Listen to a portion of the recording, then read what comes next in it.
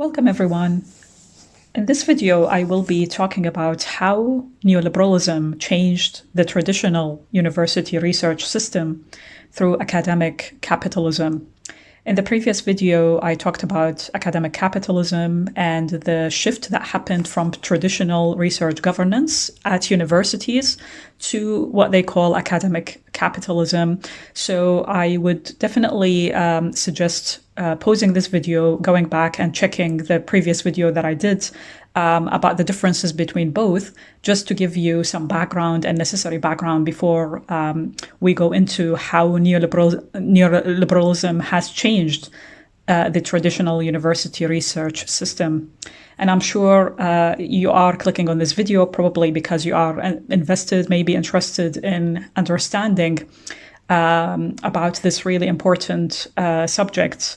Maybe you've heard about neoliberalism, maybe you've heard about capitalism, and in this case, academic capitalism, and how it manifests itself in different ways through the university research governance system. So I will be talking more about this. It is a very dense and deep subject, and I'm glad I've got a really interesting article because the researcher went through a lot of lengths to explain how neoliberalism work within the university system. And I will be talking about this. I will break down this process bit by bit. So bear with it. Feel free to pause and different sections, go through them again and revisit every single one. And as well as the entire video, because that will give you a really dense idea about how, an explanation about how this process works. Neoliberalism has been happening for the last 40 years, and that affected and influenced the academia just like any other sector as well. There are certain words that I will be using, but these words I already talked about in the previous video, like academic game, definition of academic capitalism, and how it links and the relationship with neoliberalism and the concept of managerialism or having managers within universities. So I will again urge you to go back to that video and revisit it if you wanted to know more about these, without getting, confused about that.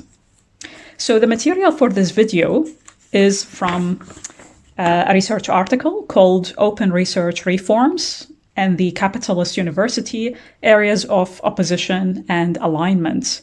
It was published in the journal Collabora Psychology under the authorship of researcher Thomas Hostler. So it is considered a methodology and a research practice. So I've got the article with me here, and I will be using it throughout this video. So first of all, and this is important, neoliberal practices of capitalist markets manifest themselves in three ways. So there are three ways where neoliberal practices manifest themselves within universities. When it comes to the research that is conducted at universities. So the first manifestation is quantifying research performance of academics. The second is through growth of administration and bureaucracy. And the third through the reorganization of academic labor. So I will go through and explain every single one of them in detail. So just some background before we jump into the first manifestation. Hostler says that the neoliberal principle of a market-like environment for research at the university level is really a political and also societal decision based on the decisions about the funding of research. However, such neoliberal policies do not typically impact researchers directly, but indirectly through the decisions and actions of the universities. So that is important to keep in mind They don't impact things directly, but they manifest themselves indirectly.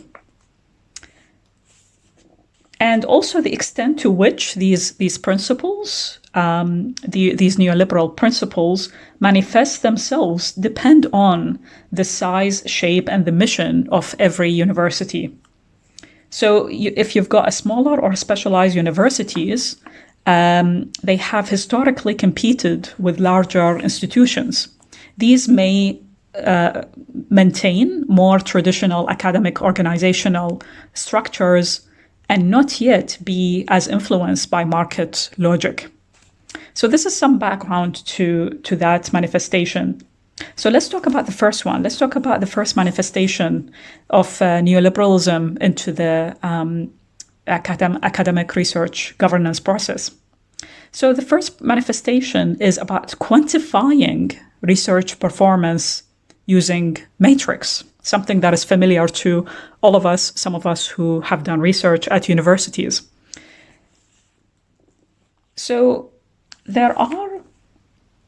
this is the most visible manifestation, by the way, that Hostler talks about, of academic capitalism. It is done through the university's assessment of its researchers' work by matrix, including quantitative measures that are used to assess the quality of research and, by extension, the performance of the researcher. Okay? And this includes both in two ways: peer-reviewed, peer-led quantitative assessments of research quality, as well as automatic bibliometrics, which record data about research outputs or products. And here, bibliometric assessment is often achieved through the university's use of research monitoring systems. Examples of these include, which Hostler listed, include Elsevier's Pure, GISCS's Core, and Digital Sciences Symplectic. And academics are in here. What happens is that they are mandated, they are forced to engage with these systems, bibliometrics, and populate them with information about the research products that they produce, and from which bibliometric data are obtained in combination with scholarly databases. So how is this done? So let me go back. Let me summarize this point about the first manifestation. So it is about quantifying quantitative measures that are used to assess research quality and, by default, research performance of academics. This is done in two ways: through peer-led quantitative assessments of research quality, and second, through automatic bibliometrics, recording data about research outputs through things like systems like Symplectic, Elsevier's Pure, and also JISC Core. So let's talk about this, how this is done. How is this manifested? So there is an invisible cycle that Hostler says on how this process is usually done.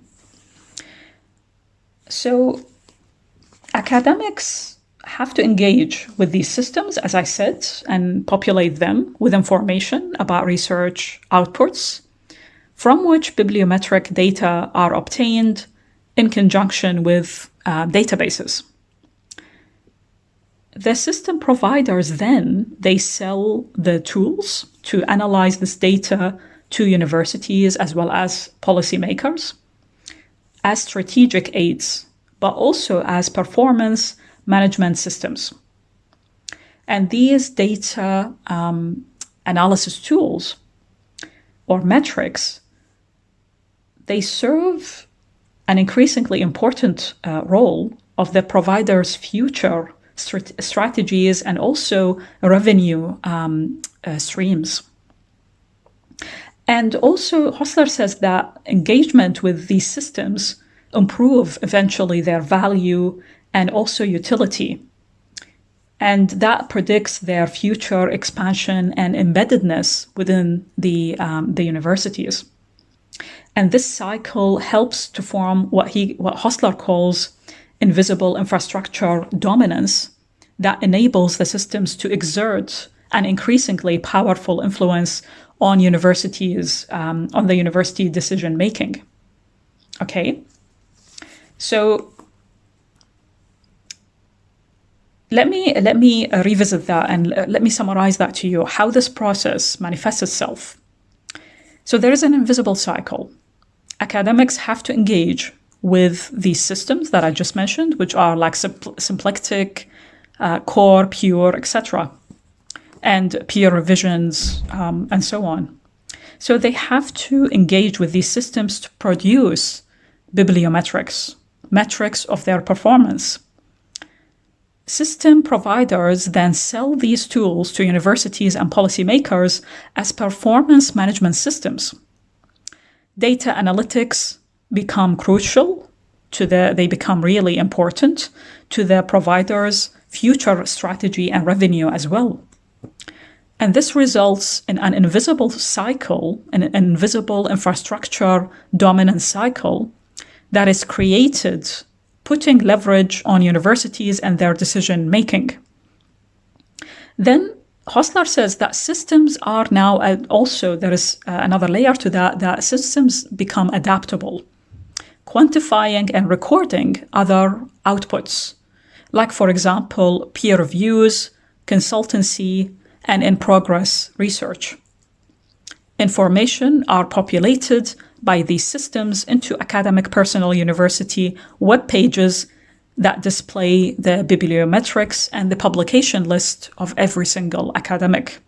So this is how this first manifestation of neoliberalism occurs in universities, by quantifying the research performance of academics.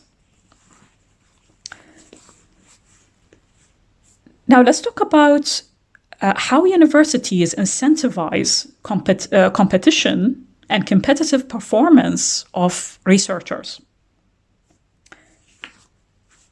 So Hostler explains this process really well. So he says that universities, what they do is that they use tools, quantitative measures, to keep an eye on the performance of a researcher and incentivize competition in the market. These metrics reproduce the research market drivers from the meso level, using the macro levels of what researchers do, while also at the same time localizing impact of macro level neoliberal decisions that happen outside of the university sector. Say in terms of policy, politicians, what they decide, policymakers and what they decide, or even globally by certain organizations and so on. Universities then, as a result, they align performance with their goals. And those who fail, those researchers or academics who are seen to fail, struggle to survive in the job market, leading to precarious academic positions for early career researchers and an oversupply of PhD students. So this process creates and exemplifies this publish or perish process that everybody talks about. It exemplifies that publish or perish mentality, and this increases global competition between different academics at the same time.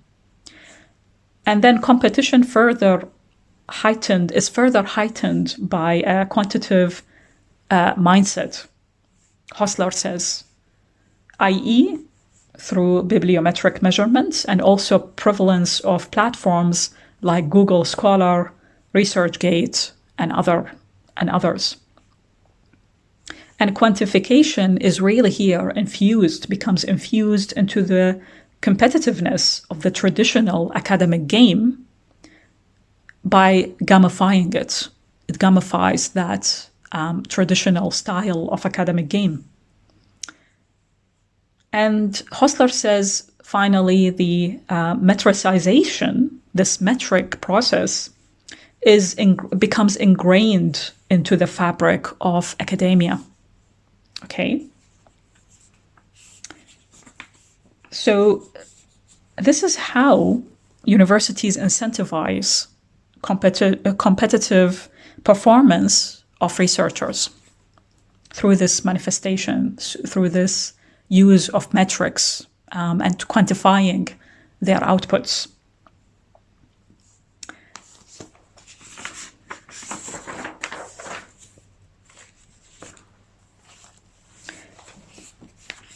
Now, an important question also to explain to you here is, how does quantification of academic performance influence academics themselves, influence researchers themselves? Another important point to this manifestation. Okay.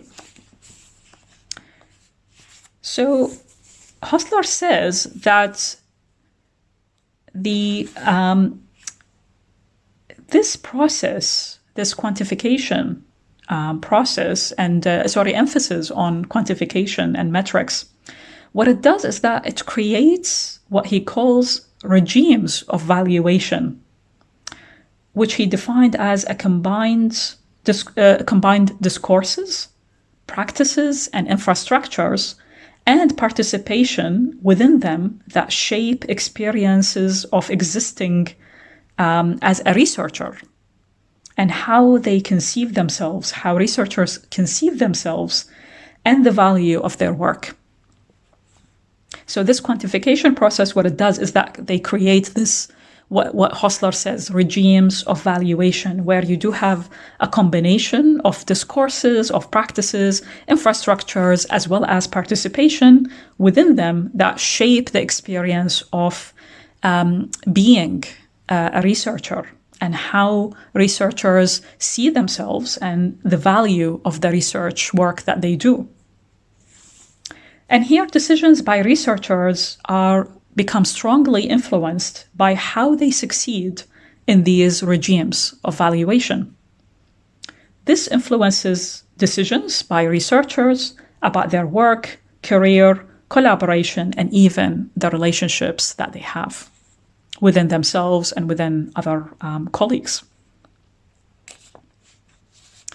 And Hostler says that, he adds more, that nearly all decisions taken by researchers, whether it is research-wise, career-wise, and even private life decisions, are strongly here geared towards to succeeding in these regimes of valuation.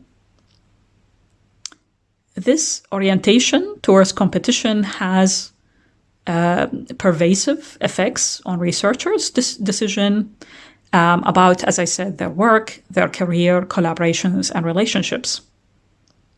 Okay?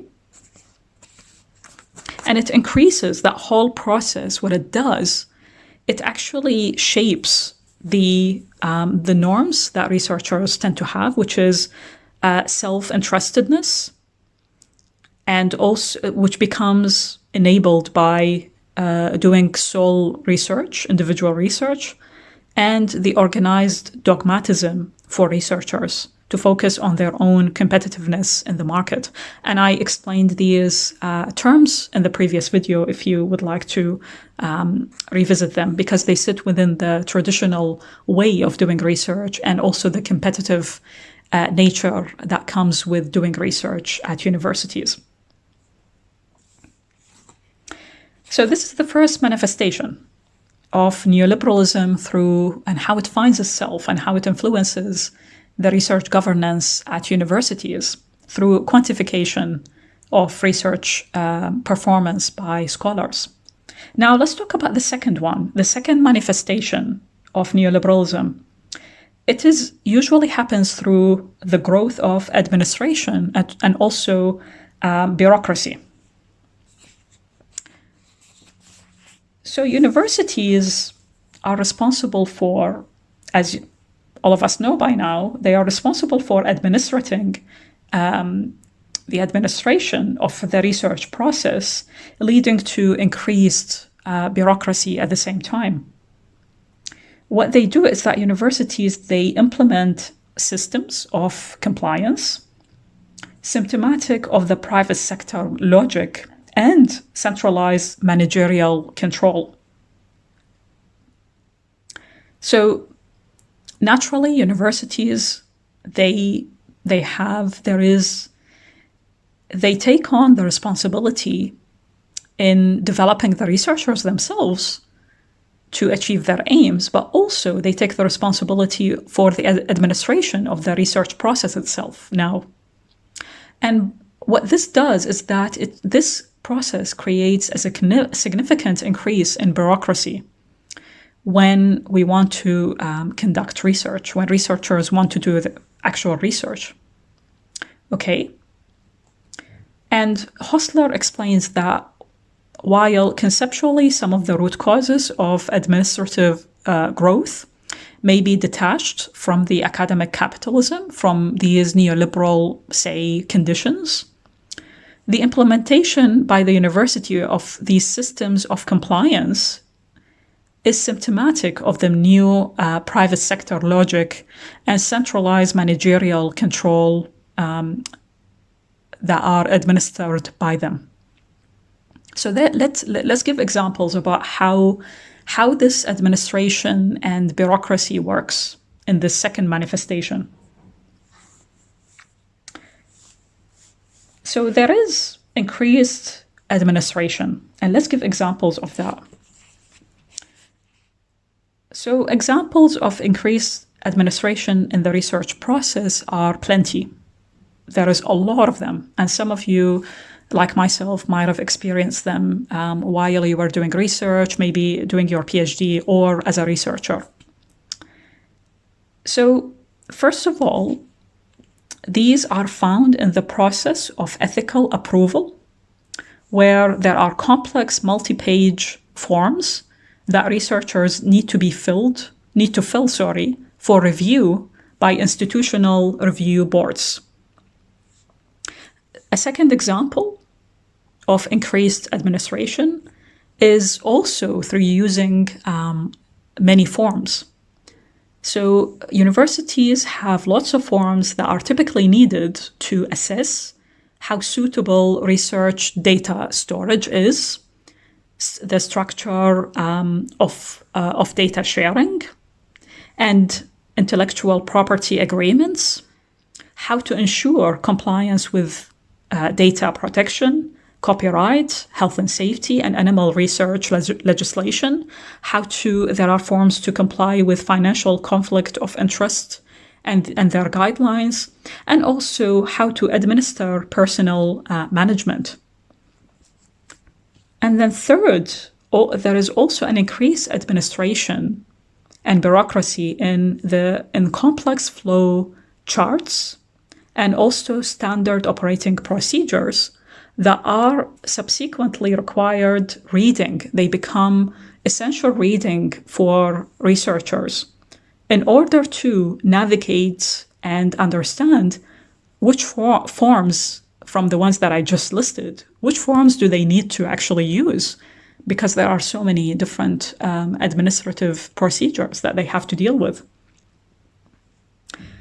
And also, there could be mandatory training sessions that they have to be aware of and they have to do to complete forms correctly.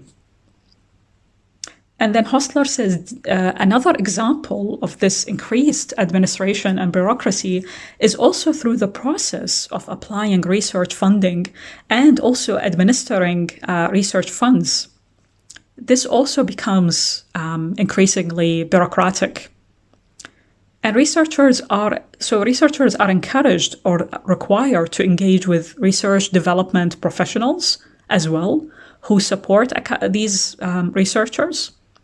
with the process of developing, applying for, and also administering research grants. This assistance is usually tend to be essential and welcomed when planning, especially in terms of planning complex projects. But these engagements often necessarily require more administrative activities themselves in order to communicate the needs and also to access support. So these are how these examples show how administration and bureaucracy have increased in universities through ethical approvals in the form of compliance and production, in complex flow charts and standard operating procedures becoming a must reading for academics or through training, and also in applying for research funding and administration, of research funds.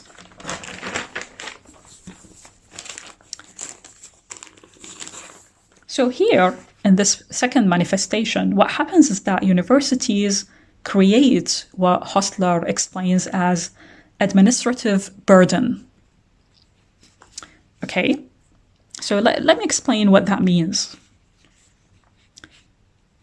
So Hostler explained this administrative burden that happens to researchers because research in this administration could be really, in many cases, unnecessary. And any burden of administration is relative to its benefits. And in some cases, the burden is justified in improving or facilitating the research process. So, for example, compliance with necessary animal protection legislation to prevent any legal ramifications for the researcher, or appropriate financial planning of a grant's funding to ensure enough resources are available to complete the research project. However, Hostler explains these tasks become red tape when the burden of conducting this administration makes no contribution to achieving the rules, functional objectives of the research themselves. And here, red tape starts to propagate when the strategy of using a central managerial principle to ensure compliance is applied. So administration here, research, let me go back and explain that again, how universities create administrative burden on researchers. So research administration in many cases is unnecessary. Tasks become red tape, and red tape amplifies under a centralized managerial process of compliance applied here to all eventualities, regardless of their contribution or not. Okay. And Hostler gives the example of a standardized ethics form, which is used across an entire university, may require every researcher here to answer questions on whether animals are being mistreated, even though the vast majority is inapplicable, it doesn't apply to them. But they still have to do it. They have to all go through the same process. Also, in terms of technology, there is another burden on researchers, which is interesting here, not often talked about a lot, in my opinion, which is technology. Technology here that is supposed to ease the burden on researchers, what they end up doing is they shift administration from administrators to researchers. So Hostler says the use of automated technology to facilitate administration is considered by many universities to be a solution to this burden that researchers are going through. However, asking researchers to remotely use technology for doing administrative tasks, this exemplifies a shift towards workers becoming their own auditors, and shifts the burden, he says, of administration from administrators to researchers themselves. So by creating technology, you are thinking this is helping researchers, whereas in fact, it's actually shifting the process or the burden from administrators to the researchers themselves, having to navigate this automated technological system. In terms of technology, also, Hostler says that technology increases burden through unclear forms and other ways. So technology also ends up increasing administrative burden through unclear wording on electronic forms, requiring slow, repetitive emails back and forth with anonymous and often naive administrators that they don't know what the research is about. You have to explain yourself. You have to explain some contextual issues and so on. And that really also, again, puts the burden, takes a long time and puts a lot of burden on researchers.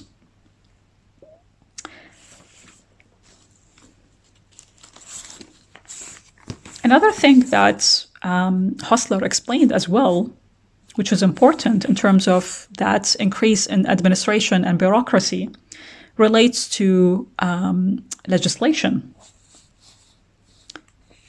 So universities they tend to overcomply with legislation. They avoid non-compliance despite having red tape. And the consequences of research are often overstated. So let me explain that. Let me explain how universities overcomply with legislation, adding more bureaucracy and increased administration. So universities tend to overcomply with legislation to avoid non-compliance. And this is very common, by the way, and this further increases red tape. Hostler says that while this may be sympathetically understood as something necessary because they could be really taken to court or something like that, in practice, the risk of non-compliance is really considered very low. It's minimal. And the consequences of these tend to be overstated. Researchers, he says, do not typically seek to behave unethically or unsafely, and many risks are not feasibly likely or consequential in the majority of research, and could not have been prevented by prior review anyway. In a less charitable view, universities may be ignorant of the effects of their policies, he says, and procedures on researchers. For example, in rejecting the idea that administration may be a burden at all, and seeking every opportunity to go beyond compliance in their approach to meeting regulations. Okay. Now let's talk about the third manifestation of neoliberalism in the university research governance process. This third manifestation happens by reorganization of academic labor. Another important and interesting aspect to this whole process.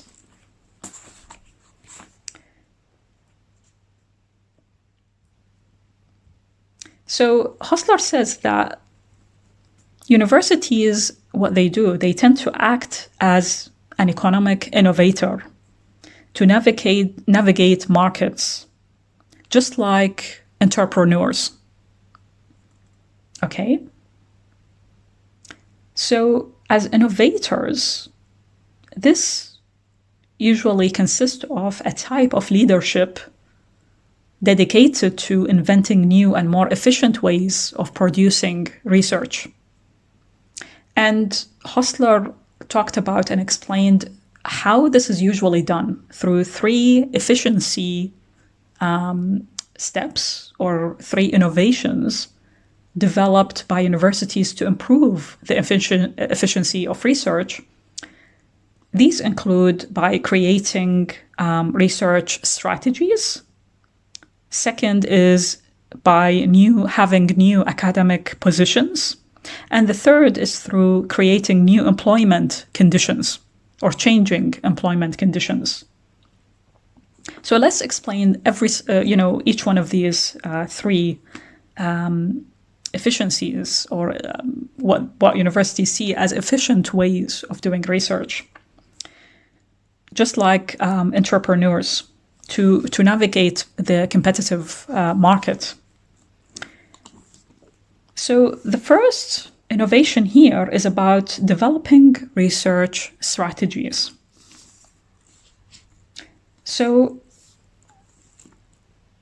Hostler explains that an increase in the top-down organization of academic labor usually happens to enable universities to strategically manage their staff and guide investment as well. And managerial practices are used to try to artificially create areas of strength and reputation.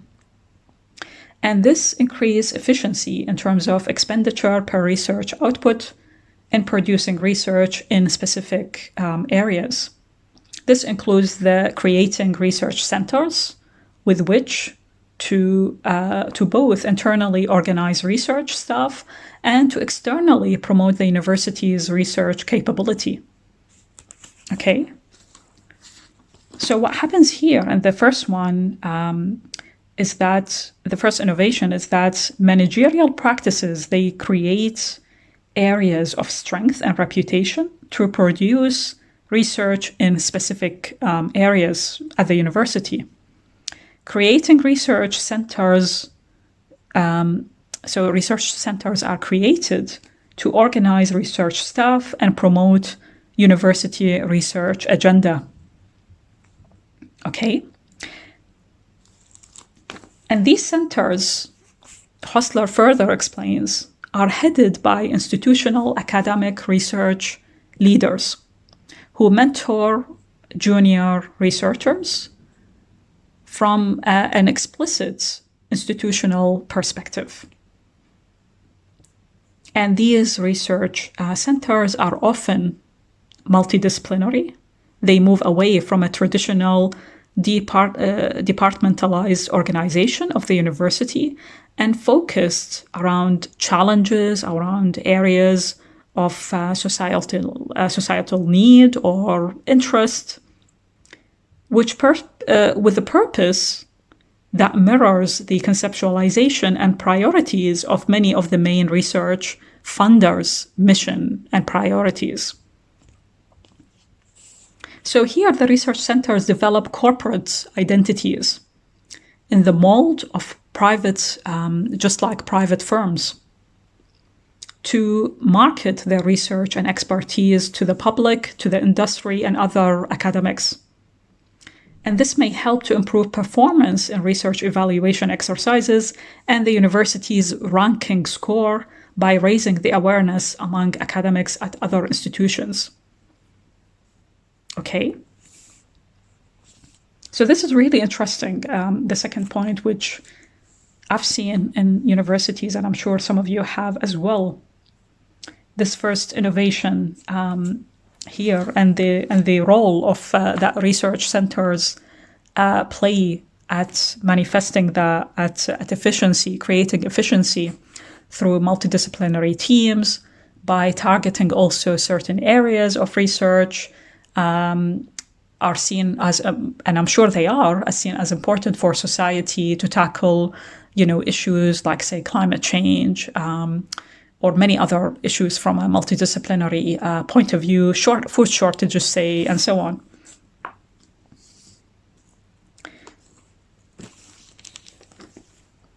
So these, Hostler explains, these research centers, what they do, they take away the research. So the university move from departments, from faculties, into more and more of having research centers with multidisciplinary teams, with a view that you are addressing multidisciplinary research areas. Okay, And these research centers, they develop corporate identities, mimicking private firms. And what this does is that it creates an environment to nudge academics towards aligning their research with the university's strategy. Okay.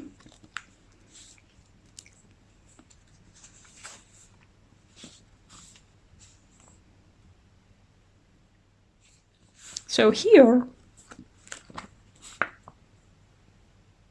Hostler explains as well, an important thing is that internal funding for research costs, equipment, and training, as well as institutional support for external funding applications, is often made dependent on researchers conducting research within these centers. And because as a result of that, while the university cannot violate the concept of academic freedom by forbidding academics from researching in alternative areas, they can construct an environment in which it becomes really burdensome. It becomes a burden in here to do so. And this nudges researchers towards aligning their research with the university's strategy.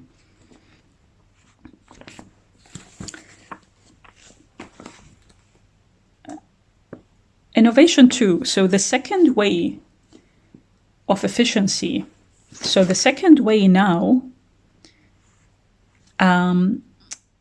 where that universities use as academic innovators to navigate markets, is through creating new academic positions. So let me explain more about that.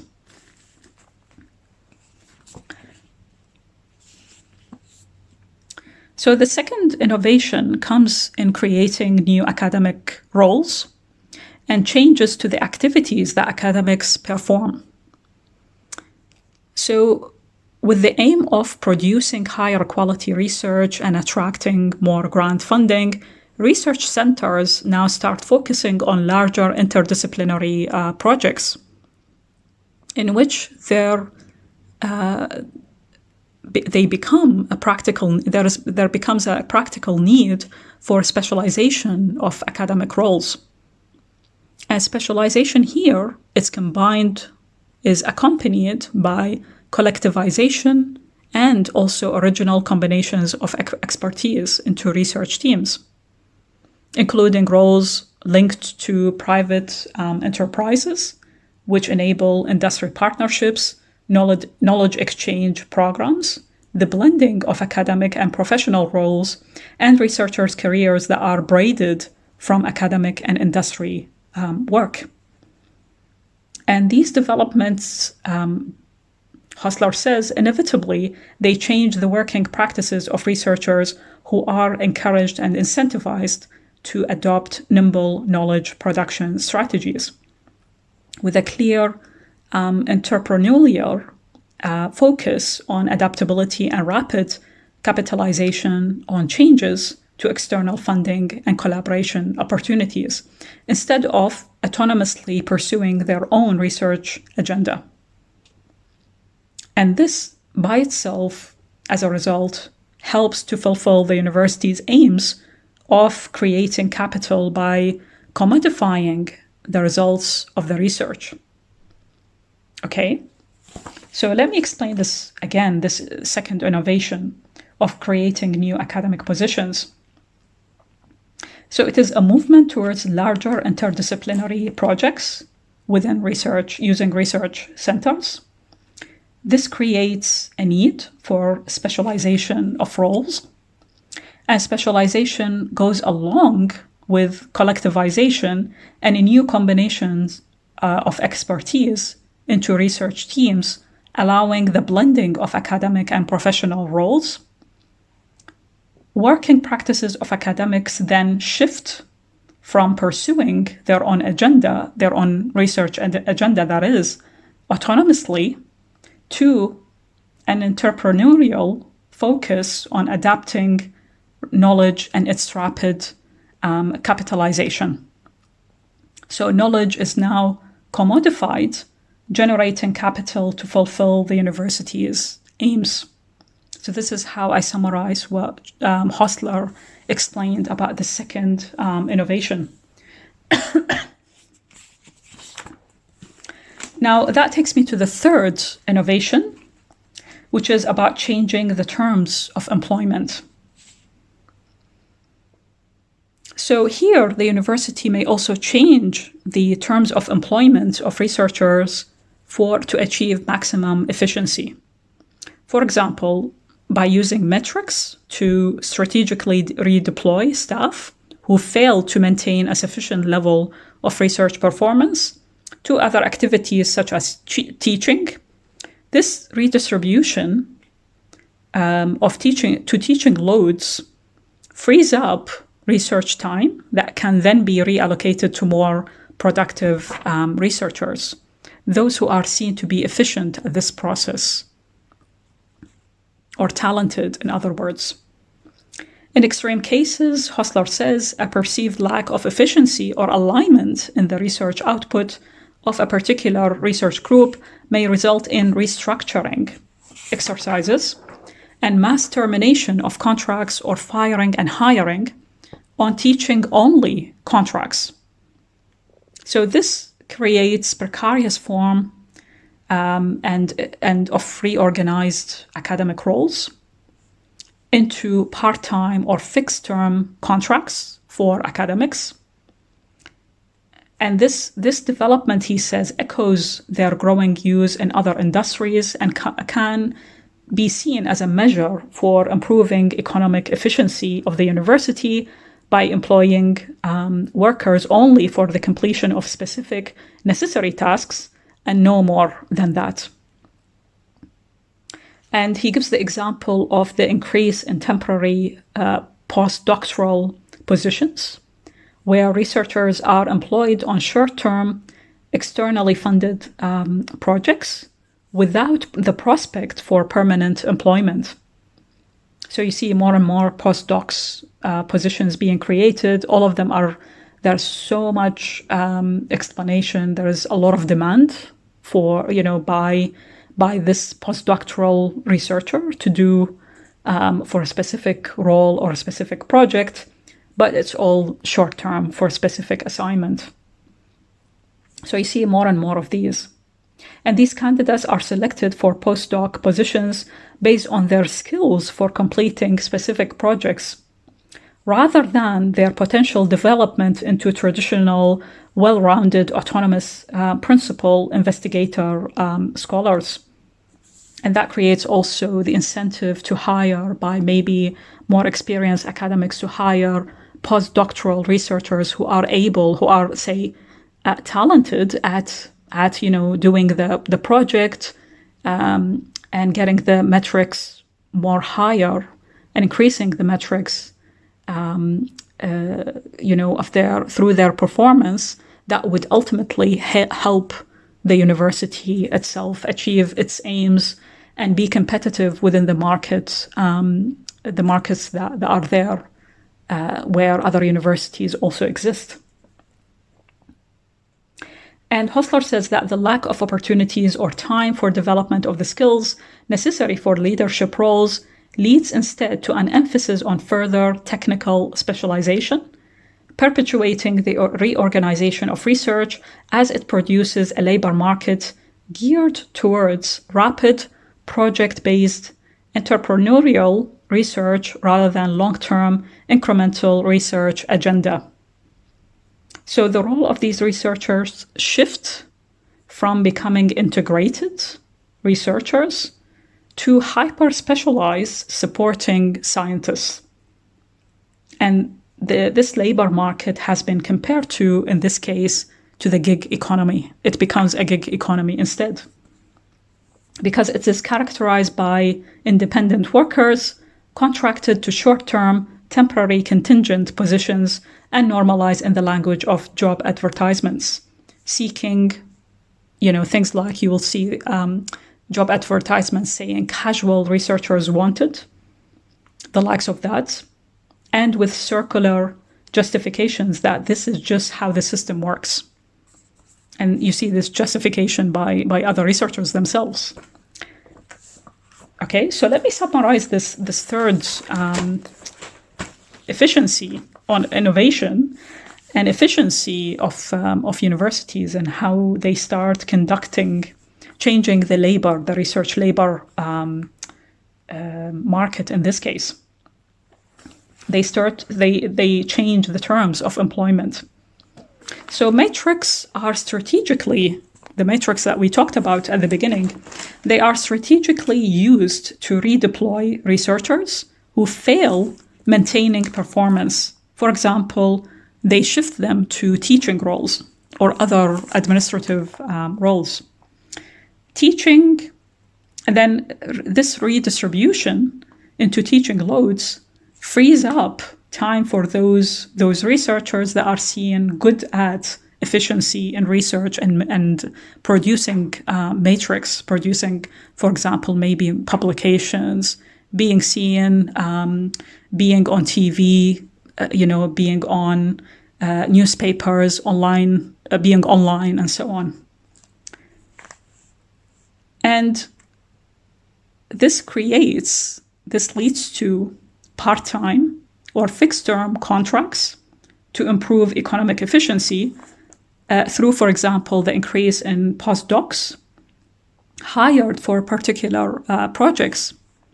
And I will add also the use of PhD students to conduct teaching while they are still, doing PhDs. And there is a lot of PhD students out there, so the teaching shifts to PhD students, while also the researchers they focus more, and early career researchers they focus more on through their titles, through those matrix, to getting and securing more funding, research funding that is.